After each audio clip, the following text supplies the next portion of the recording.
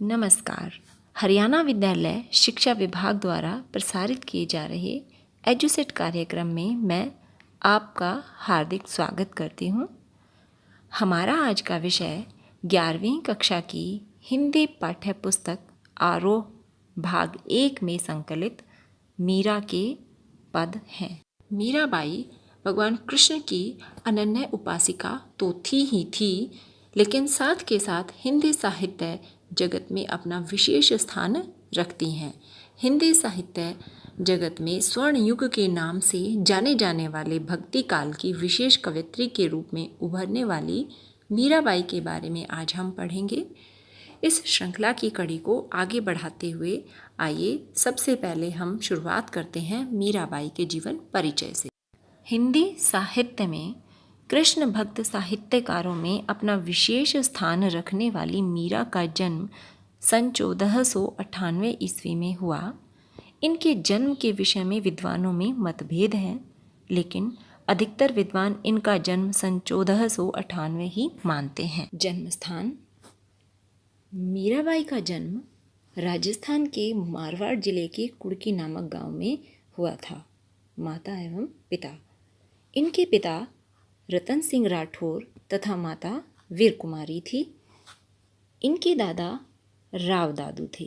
माता की मृत्यु के बाद इनके दादा ने ही मीराबाई का पालन पोषण किया था। मीराबाई का विवाह उदयपुर के राजकुमार व राणा सांगा के पुत्र भोजराज से सन 1516 ईस्वी में संपन्न हुआ। मीराबाई का वैवाहिक जीवन अधिक समय तक नहीं चल सका। विवाह के 8 या 10 वर्ष पश्चात इनके पति की मृत्यु हो गई थी। पति की मृत्यु के पश्चात इन्हें सती करने का प्रयास किया गया था, लेकिन मीरा उसके लिए तैयार नहीं थी। पति की मृत्यु के पश्चात भी मीरा ने अपना श्रृंगार नहीं उतारा, क्योंकि वह कृष्ण को अपना पति मानती थी। विधवा मीरा को राजमहल की चहल पहल रास नहीं आई और वह साधु संतों के साथ संगति करने लगी। पति के परलोक जाने के बाद उनकी कृष्ण के प्रति भक्ति और अधिक बढ़ती चली गई। वे मंदिरों में जाकर कृष्ण की प्रतिमा के समक्ष नृत्य करती थी। उनका इस प्रकार से नाचना गाना तत्कालीन समाज की परंपराओं के विरुद्ध था, इसलिए कई बार मीरा को जहर देकर मारने का प्रयास किया गया।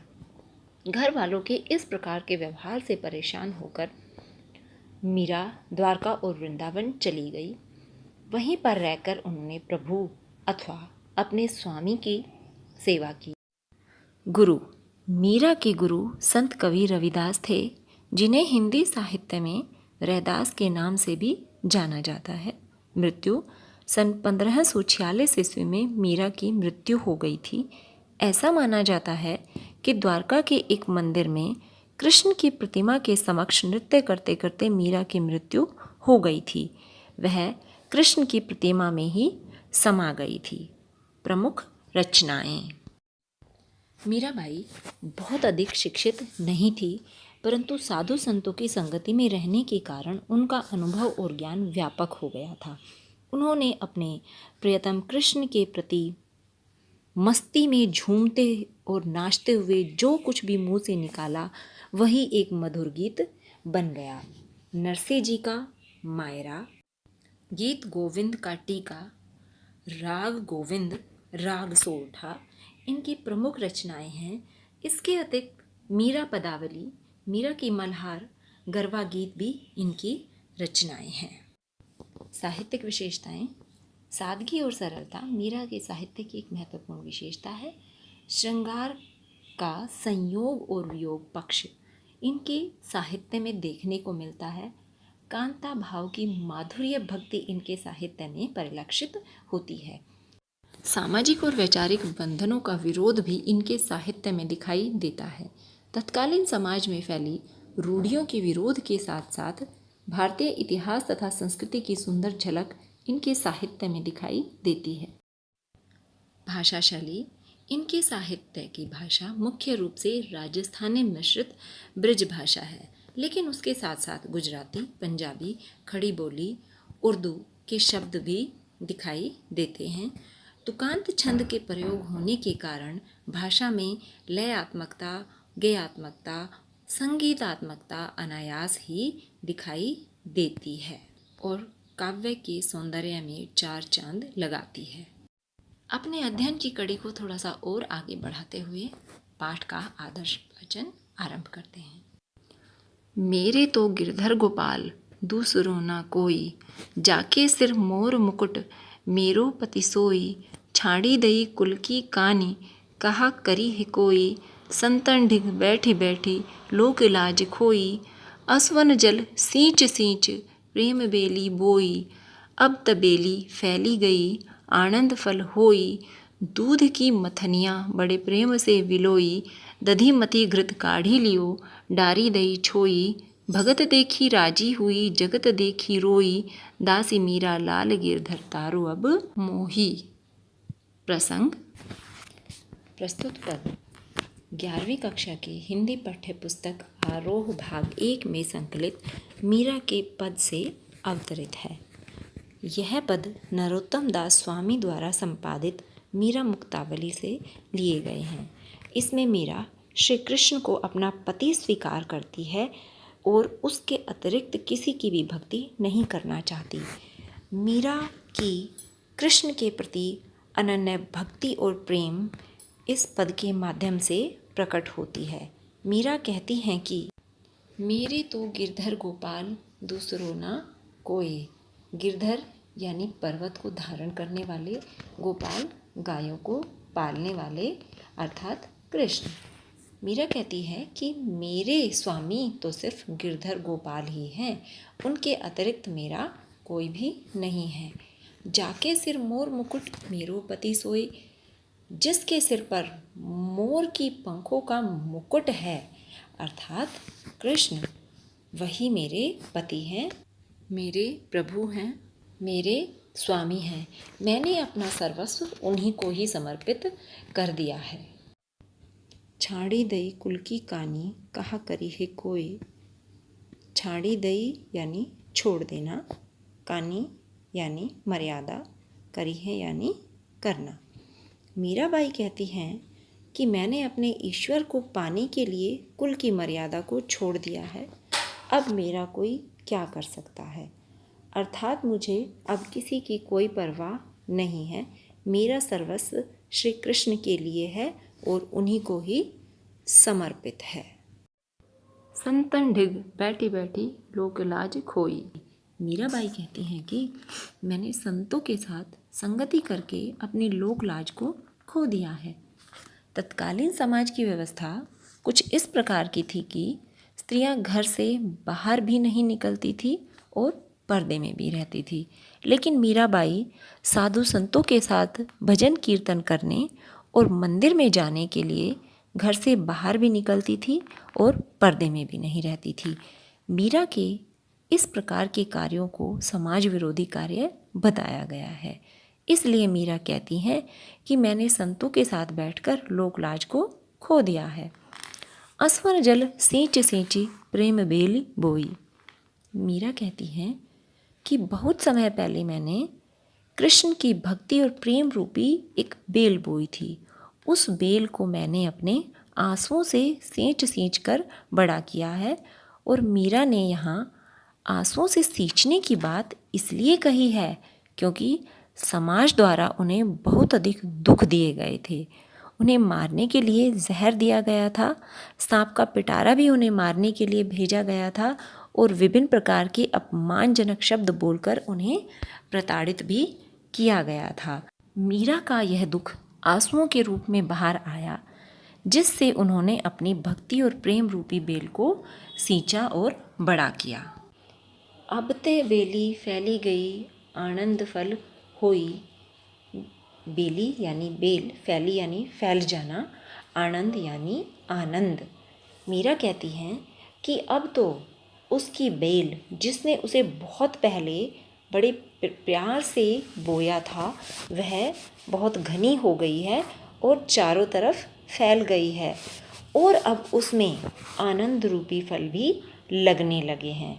कहने का तात्पर्य यह है कि मीरा ने जो भक्ति समाज के विरोध में खड़े होकर आरंभ की थी, अब उस भक्ति में उसे आनंद आने लगा है और अब वह उसके अतिरिक्त कहीं नहीं जाने वाली है।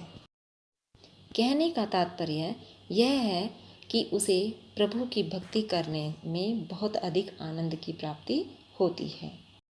दूध की मथनियाँ बड़े प्रेम से विलोई। मथनियाँ यानी मथानी और विलोई यानी विलोना। मीरा का मानना है कि उन्होंने प्रभु के भक्ति रूपी दूध को मथानी से बड़े ही यत्न के साथ विलोया है। दधी मथी घृत काढ़ी लियो डारी दई छोई। दधी यानी दही, मथी यानी मथना, घृत यानी घी, काढ़ी लियो निकाल लेना, डारी दही डाल देना, छोई यानी छाछ। मीरा कहती हैं कि उन्होंने दही को भिगोकर या मथ कर उसमें से घी और मक्खन तो निकाल लिया है और बची हुई छाछ को फेंक दिया है। अर्थात वह कहना चाहती हैं कि इस संसार से मैंने सार तत्व अर्थात प्रभु के भक्ति रूपी मक्खन और घी को निकाल लिया है।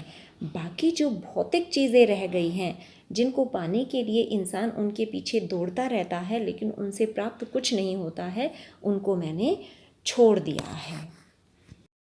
भगत देखी राजी हुई, जगत देखी रोई। मीरा कहती हैं कि वो भक्तजन को देखकर राजी होती हैं और संसार को देखकर रोती हैं। वो भगत को देखकर तो इसलिए खुश होती हैं क्योंकि उन्हें भगवान की भक्ति रूपी अनमोल हीरा प्राप्त हो गया है और अब उन्हें किसी भी धन दौलत की आवश्यकता नहीं है। लेकिन संसार को देखकर इसलिए रोती हैं कि इस संसार में रहकर लोग प्रभु की भक्ति को नहीं पहचान पाए, तो अब उनका उद्धार कैसे होगा। दासी मीरा लाल गिरधर तारो अब मोही। मीरा भगवान कृष्ण को हाथ जोड़कर विनती करते हुए कहती हैं कि हे प्रभु, हे पर्वत को धारण करने वाले मेरे कृष्ण, मैं तुम्हारी दासी हूँ। तारो अब मोही, अब तुम ही मुझे इस संसार रूपी भव सागर से पार उतार सकते हो, तुम ही मेरा उद्धार कर सकते हो। अतः मैं आपसे प्रार्थना करती हूँ कि मेरा उद्धार कीजिए। काव्य सौंदर्य। संपूर्ण पद में मीरा के कृष्ण के प्रति अनन्य भक्ति प्रकट होती है। संपूर्ण पद में प्रसाद गुण तथा शांत रस का परिपाक हुआ है। तुकांत छंद होने के कारण भाषा में अनायास ही संगीतात्मकता, लयात्मकता और गेयात्मकता का गुण आ गया है, जिसके कारण पद के सौंदर्य में बहुत अधिक वृद्धि हो गई है। आनंद फल प्रेम बेली में रूपक अलंकार का बहुत ही सुंदर प्रयोग हुआ है। बैठी बैठी सींची सींची में पुनरुक्ति प्रकाश अलंकार का सुंदर प्रयोग हुआ है। मेरे तो गिरधर गोपाल कहा करी है कोय, डारी दई छोई आदि में अनुप्रास अलंकार की छटा दर्शनीय है। वैसे तो संपूर्ण पद में ही अनुप्रास अलंकार की छटा दर्शनीय है। वियोग श्रृंगार रस की प्रधानता है।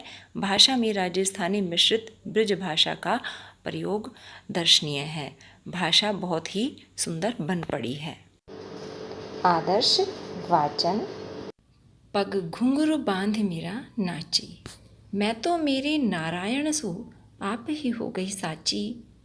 लोग कहे मीरा भई बावरी, न्यात कहे कुलनासी। विष का प्याला राणा भेजा, पीवत मीरा हासी। मीरा के प्रभु गिरधर नागर, सहज मिले अविनाशी।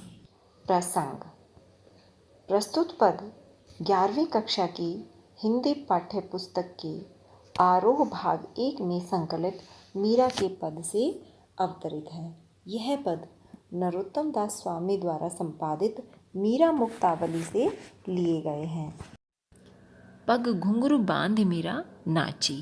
पग यानी पैर, बांधी बांधकर, नाची नृत्य करना। मीरा कृष्ण भक्ति में इतनी लीन हो गई है कि अपने पैरों में घुंघरू बांध के कृष्ण के समक्ष नृत्य कर रही हैं और उनको रिझाने का प्रयास कर रही हैं। वह नृत्य करके अपनी भक्ति भावना को कृष्ण के समक्ष प्रकट करना चाहती हैं। मैं तो मेरे नारायण सु आप ही हो गई साची। नारायण नर में जो श्रेष्ठ है अर्थात भगवान कृष्ण आप ही अपने आप साची यानी सच्ची। मीरा कहती हैं कि मैं तो अपने नारायण अपने प्रभु अपने कृष्ण के सामने अपने आप ही सच्ची साबित हो गई हूँ। क्यों? क्योंकि मैंने सब कुछ उनके समक्ष प्रकट कर दिया है। मैंने उनसे कुछ भी नहीं छिपाया है, इसलिए मैं उनके सामने सच्ची हो गई हूँ। लोग कहे मेरा भई बावरी न्यात कहे कुलनासी। कहे यानी कहना, भई होना, बावरी बावली यानी पागल, न्यात कुटुंब, कुलनासी कुल का नाश करने वाली। समाज के लोग कहते हैं कि मीरा बावली हो गई है क्योंकि वह मंदिर में जाकर कृष्ण की प्रतिमा के समक्ष नृत्य कर रही हैं, साधु संतों के साथ संगति कर रही हैं, इसलिए वह बावली हो गई है। कुटुंब उसे कुलनाशिनी कहता है। जो परिवार के लोग हैं वो उसे कुलनाशिनी कहते हैं क्योंकि वह सामाजिक मर्यादा का पालन नहीं कर रही है। उनका मानना है कि स्त्री को पर्दे में रहना चाहिए और चार दीवारी से बाहर नहीं निकलना चाहिए। लेकिन मीरा तो मंदिर में भी जाती है और पर्दे में भी नहीं रहती है, साधु संतों के साथ संगति करके उनके साथ भजन कीर्तन भी करती हैं। मीरा के इस प्रकार के आचरण को देखकर ही घर अथवा परिवार अथवा कुटुंब के लोग उसे कुलनाशिनी और उल्टा कहते हैं। विष का प्याला राणा भेजा पीवत मीरा हाँसी। विष यानी विष यानी जहर, राणा उनके लिए प्रयुक्त हुआ है जिन्होंने मीरा के लिए जहर का प्याला भेजा था। भेजा यानी भेजना, पीवत यानी पीकर, हाँसी यानी हंसना। मीरा का मंदिरों में जाकर नृत्य करना, संतों के साथ संगति करना, बाहर घूमना, ये सभी कुछ राणा को अच्छा नहीं लग रहा था, इसलिए उन्होंने मीरा के लिए विष का प्याला भेज दिया और मीरा ने भी उस प्याले को हंसते हंसते पी लिया क्योंकि उन्हें अपनी भक्ति पर और अपने प्रभु पर पूरा पूरा विश्वास था। उसे पता था कि जब तक उसके प्रभु नहीं चाहेंगे तब तक कोई उसका बाल विवाह का नहीं कर सकता है। इसलिए मीरा ने हंसते हुए वह जहर का प्याला पी लिया। मीरा के प्रभु गिरधर नागर सहज मिले अविनाशी। गिरधर पर्वत को धारण करने वाले अर्थात श्री कृष्ण। नागर यह शब्द भी श्री कृष्ण के लिए एक विशेषण के रूप में प्रयुक्त हुआ है।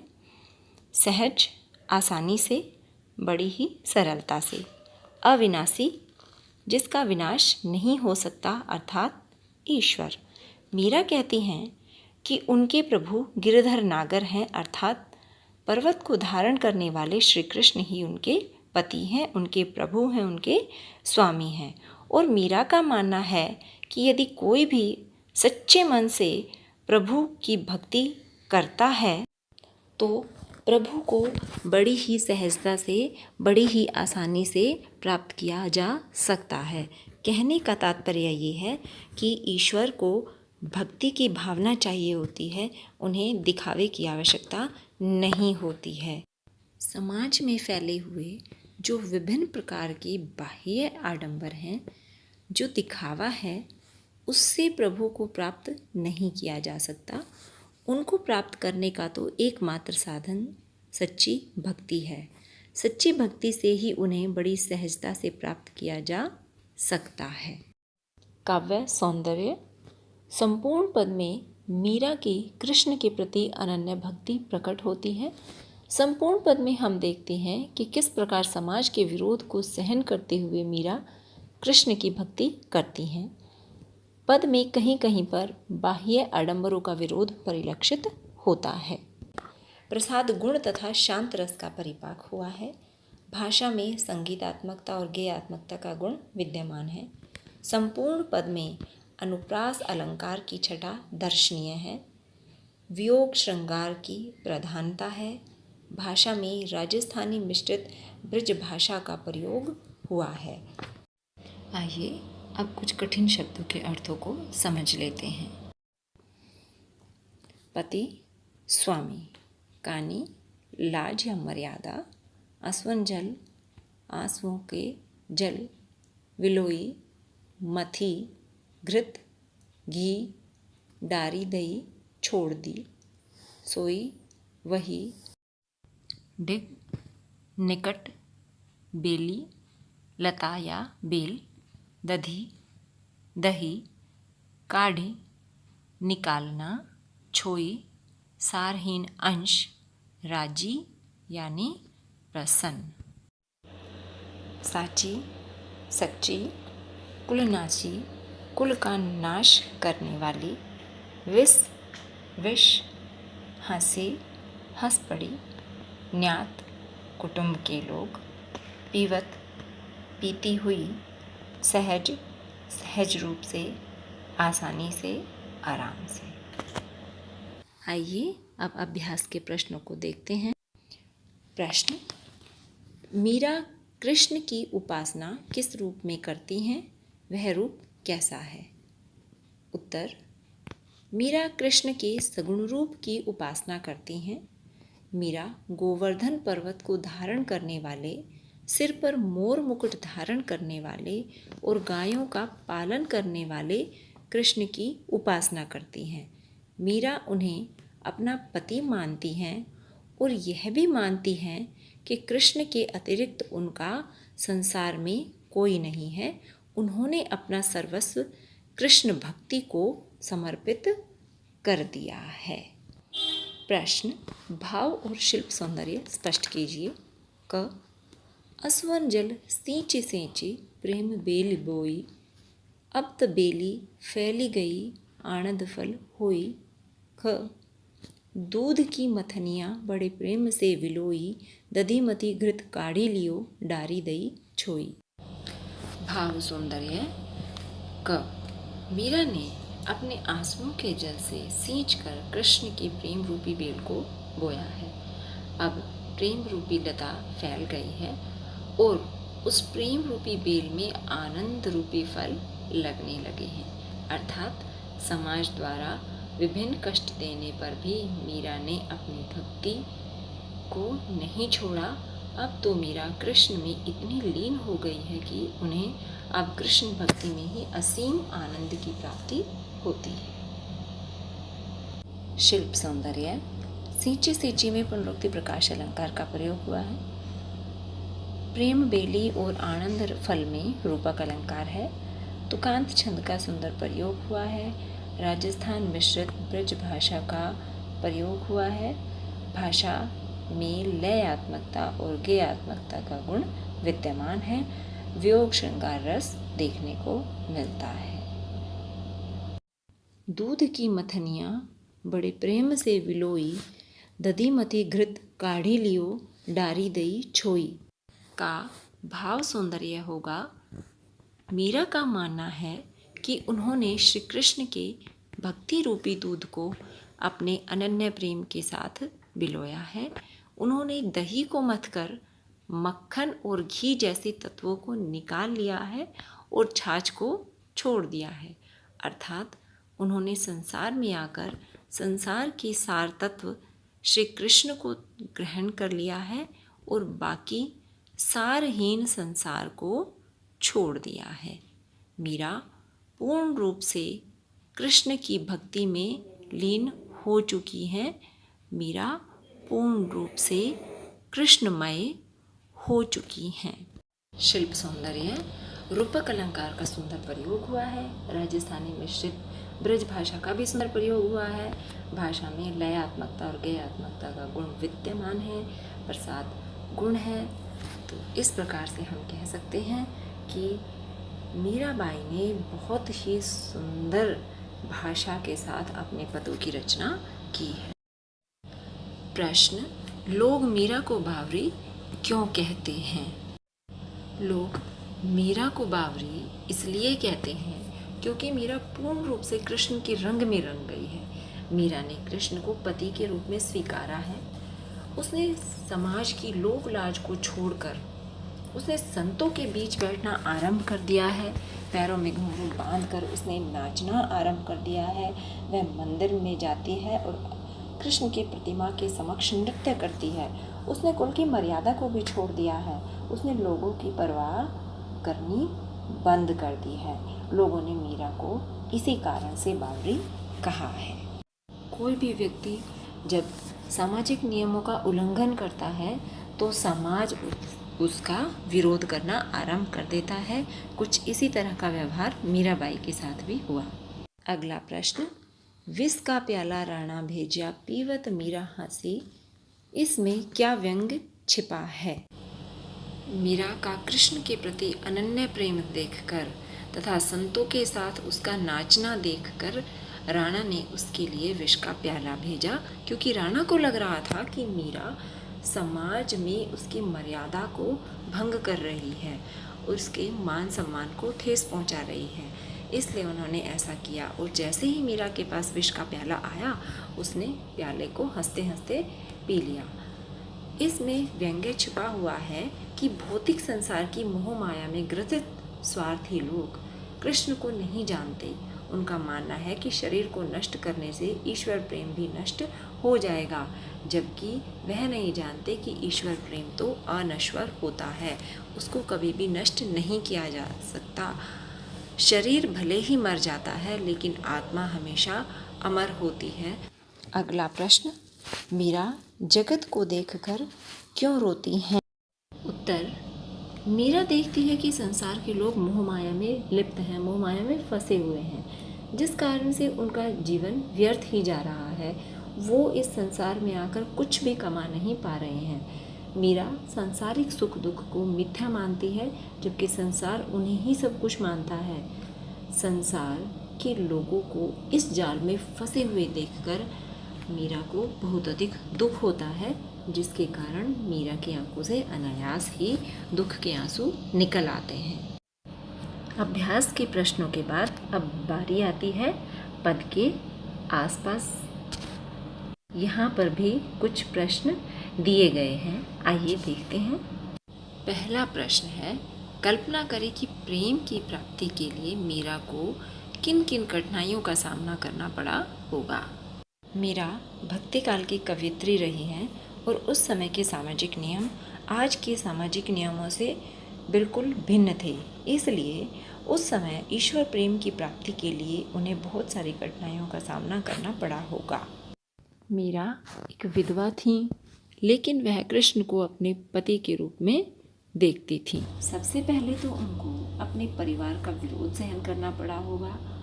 उन पर पहरे बिठाए गए होंगे, उनको तालों के अंदर बंद रखा होगा, उनको विभिन्न प्रकार के तिरस्कार तथा प्रताड़नाओं को सहन करना पड़ा होगा।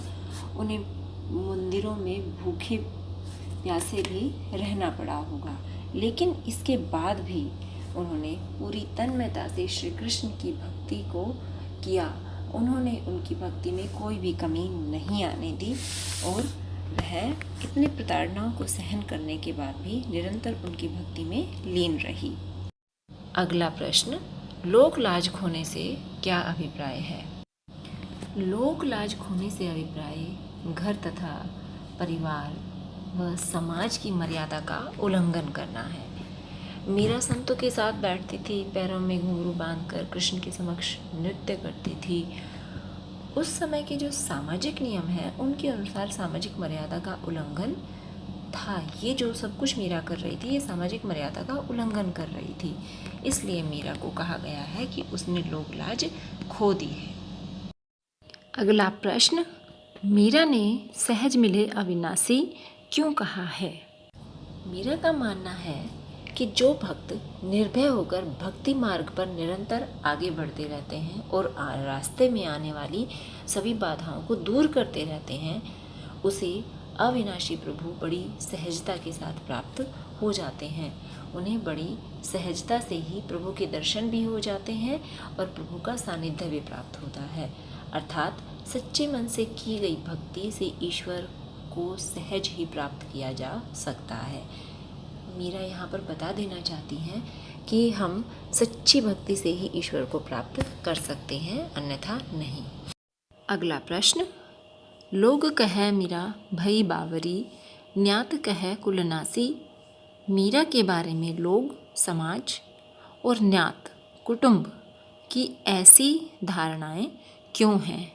उत्तर है, संसार के लोग भौतिक सुख को ही सब कुछ मानते हैं, जबकि मीरा इन सुख सुविधाओं को छोड़कर संतों की संगति में गलियों में भजन कीर्तन करती फिरती हैं। मीरा की कृष्ण के प्रति अनन्य भक्ति और प्रेम को देखकर समाज के लोगों ने उन्हें बावली कहना आरंभ कर दिया। परिवार वाले कहते थे कि मीरा ने परिवार की मर्यादाओं का पालन नहीं किया, पर्दे में ना रहकर मंदिरों में नृत्य करके संतों के साथ घूमकर उन्होंने सामाजिक धर्म का उल्लंघन किया है, इसलिए परिवार के लोग उसे कुल का नाश करने वाली मानते थे। उस समय की सामाजिक परंपराएं मीराबाई को इस प्रकार का आचरण करने की इजाज़त नहीं देती। यही कारण था कि समाज के लोग भी उनसे रुष्ट थे और परिवार के लोग भी उनसे रुष्ट थे। मीरा के पद में आज के लिए बस इतना ही। उम्मीद करती हूँ आपको मीरा के पद अच्छे से समझ आ गए होंगे। बाद में नए उपविषय के साथ फिर मिलते हैं। धन्यवाद।